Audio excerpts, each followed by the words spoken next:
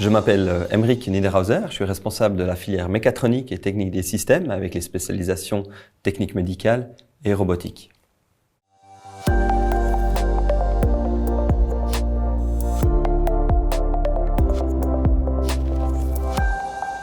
Alors je dirais que c'est le fait de concevoir des produits ou des services qui ont un impact important dans la vie quotidienne de beaucoup de gens, et cela en partant d'une page blanche et en parcourant tout le processus de développement de produits, c'est-à-dire de la conceptualisation au prototypage, à la validation et jusqu'à ce que le produit soit sur le marché, et cela avec toute la boîte d'outils qui est mise à notre disposition. Et c'est en cela que cette formation est intéressante, avec les compétences en conception mécanique, en électronique et en informatique, et ce qui nous permet finalement de développer des systèmes complets, des systèmes intelligents, des systèmes mécatroniques de haute précision. Et je dirais même que cette base de formation est interdisciplinaire, est une nécessité ou même un prérequis en fait ou un fondement nécessaire pour la créativité et l'innovation pour développer les produits de demain.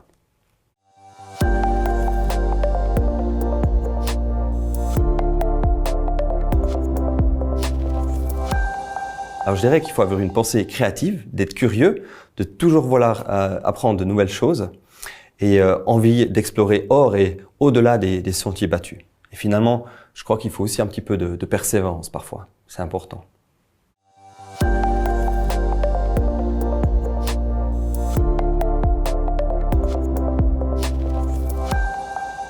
Alors je dirais le français et ou l'allemand comme base et l'anglais bien sûr qui est tout de suite présent dans les métiers techniques.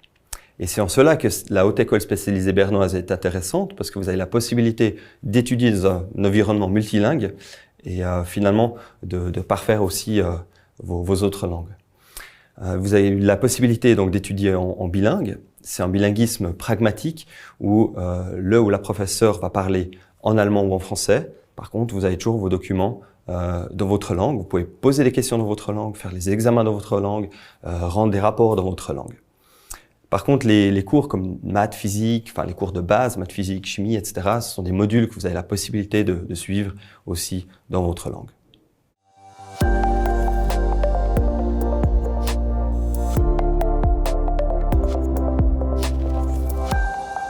Alors une grande partie se fait clairement en équipe.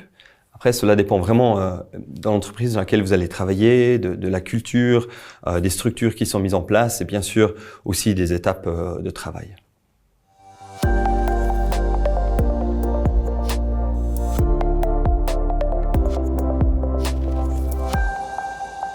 Alors je dirais qu'elles sont très grandes et je dis très souvent qu'en choisissant cette filière, vous ne vous fermez aucune porte.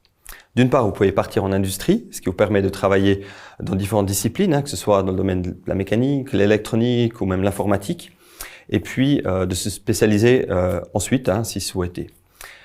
Les domaines sont vraiment très larges, ça va du domaine de la technique médicale, la robotique, l'automation, l'horlogerie, etc.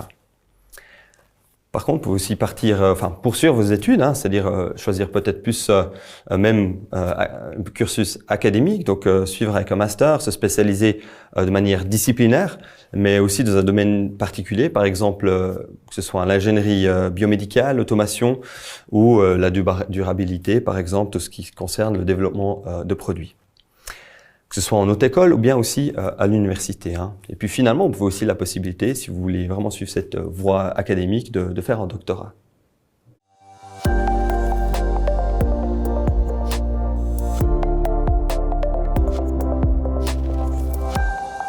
Alors, personnellement, ça remonte à un certain temps, mais je pense que ça n'a pas changé aujourd'hui. On n'a jamais fini d'apprendre. Je pense que c'est ça. On n'a jamais fini d'apprendre. Il est essentiel d'être curieux, de rester curieux, d'être ouvert aux nouvelles choses. Et puis, au-delà de ça, des fois, on remarque aussi, après coup, pourquoi on a pris ces bases durant les études.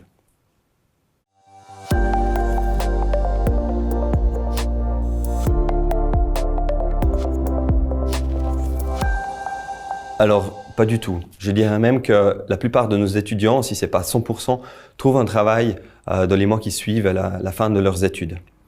Au mois de mai, nous avons toujours une journée Career Day où les entreprises viennent, se présentent aux étudiants, aux étudiantes en des stands.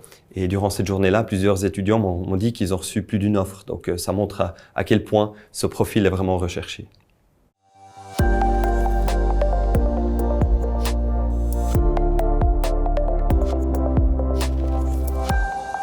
Alors je dirais que si vous êtes intéressé par la technologie au sens large et que vous avez envie de faire quelque chose qui a du sens, c'est-à-dire avoir un impact sur la qualité de vie de beaucoup de personnes et que vous avez envie d'investir dans votre avenir, je peux que vous recommander cette formation. Je peux le dire moi-même, car j'ai étudié dans cette filière il y a plus de 15 ans et j'ai vraiment pu bénéficier de cette formation large.